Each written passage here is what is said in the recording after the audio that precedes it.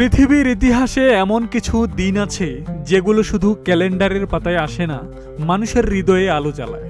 ঈদে মিলাদুন্নবী সাল্লাল্লাহু আলাইহি সাল্লাম তেমনই এক মহিমান্বিত স্মরণের দিন। এই দিনটি মুসলমানদের কাছে প্রিয় নবী হযরত মুহাম্মদ সাল্লাল্লাহু আলাইহি সাল্লামের জন্ম ও তার মহান জীবনাদর্শ স্মরণের উপলক্ষ।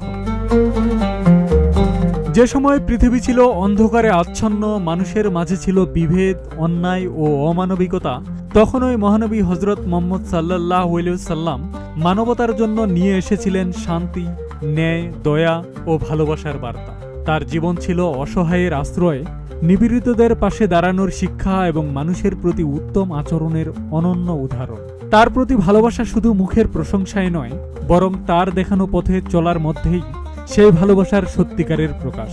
তিনি শিখিয়েছেন ক্ষমা করতে, প্রতিবেশীর হক আদায় করতে, এতিমের পাশে দাঁড়াতে এবং মানুষের প্রতি দয়া দেখাতে।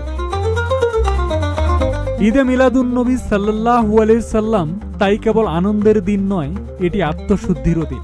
আসুন এই পবিত্র দিনে আমরা তার আদর্শকে হৃদয়ে ধারণ করি, জীবনকে সুন্দর করি এবং সমাজে ছড়িয়ে দিই শান্তি, সহমর্মিতা ও মানবতার বার্তা। কারণ মহানবী হযরত মুহাম্মদ সাল্লাল্লাহু আলাইহি সাল্লামের প্রতি সত্যিকারের ভালোবাসা হলো তার সুন্নাহ ও মহান চরিত্রকে নিজের জীবনে ধারণ করা।